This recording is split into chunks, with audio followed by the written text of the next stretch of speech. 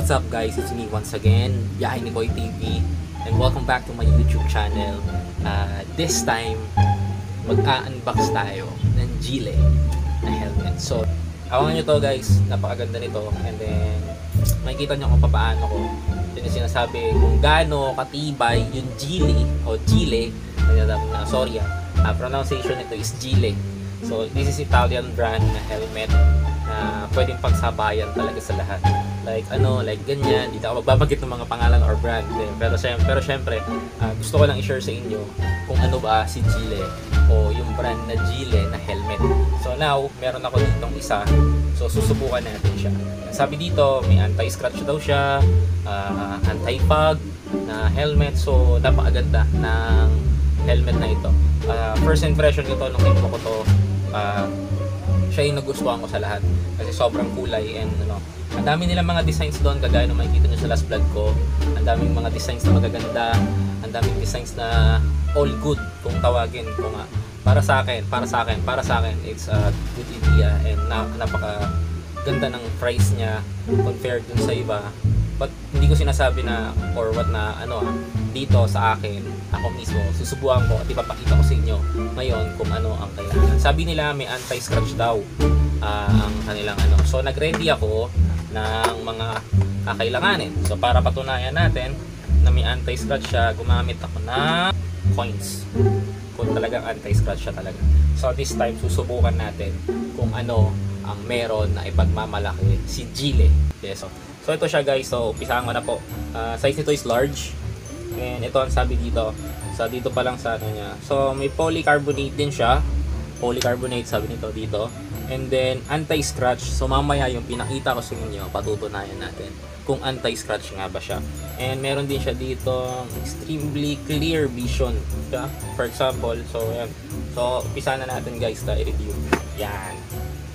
So anyway, yung helmet na to is the dual visor. Meron din siyang visor. So dito siya pinipihit guys. So kung makikita nyo sa side na to, yan.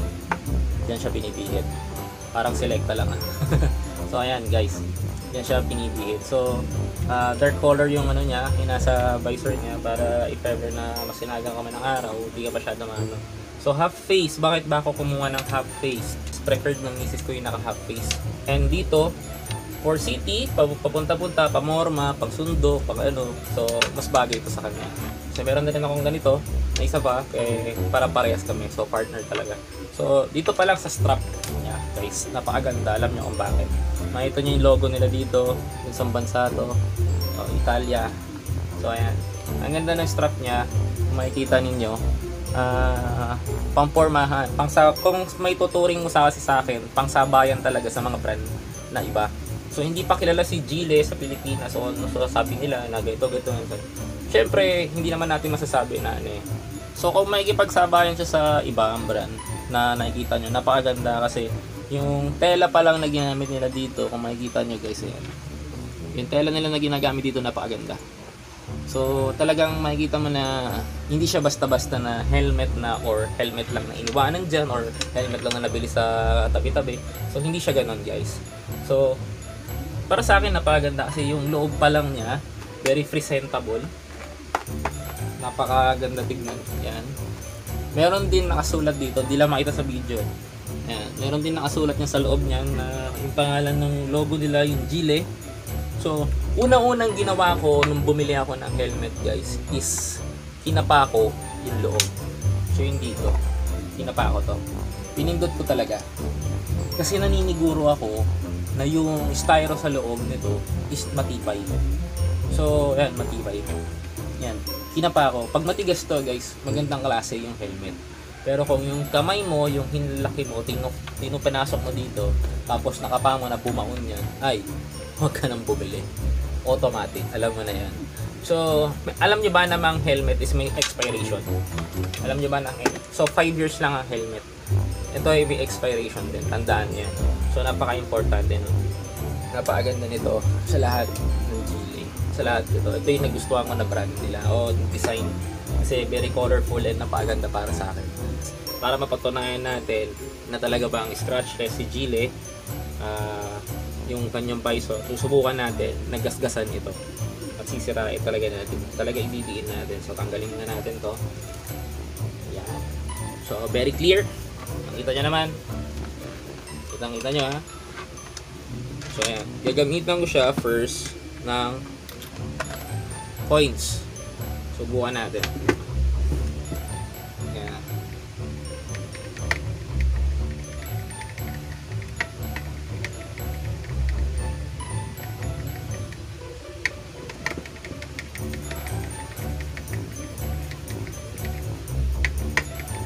Ayan guys, kita nyo ha. Ayan ha.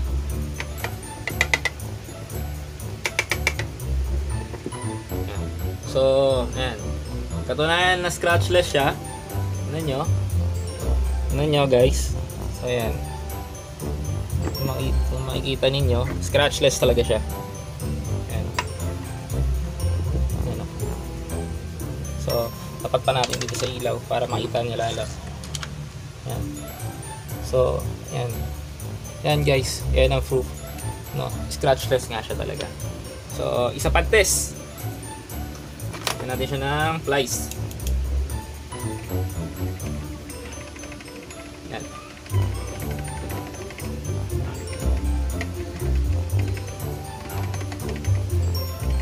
Ayan ah.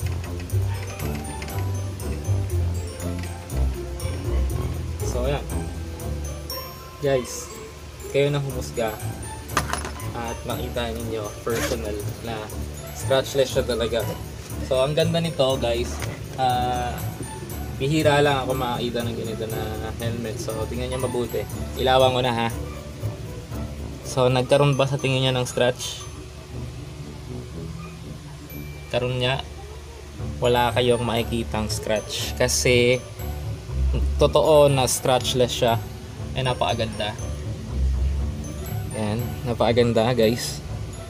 Tiniktik ko na siya ng plies, tiniktik ko na siya ng piso. So matalim na yung pinatitiktik ko sa kanya. Walang scratch. So it means legit yung sinabi na na Gile at hindi na sayang ang pagbili ko ng Gile helmet. So guys, napatunayan na natin ngayon na scratchless ito. So ginamitan ko siya ng plies, coins. So gumamit ako ng plies and coins para talaga subukan yung tibay nitong sinapagmamalaki nila na Gile, ng Gile o pinagmamalaki ng Gile na ang helmet nila ay scratchless. So sinubukan ko na guys, plies at piso, ay 5 piso. Guys, sinubukan ko na, walang naging effect. So ayan, kayo na humusga mga tol. Kayo na ang humusga.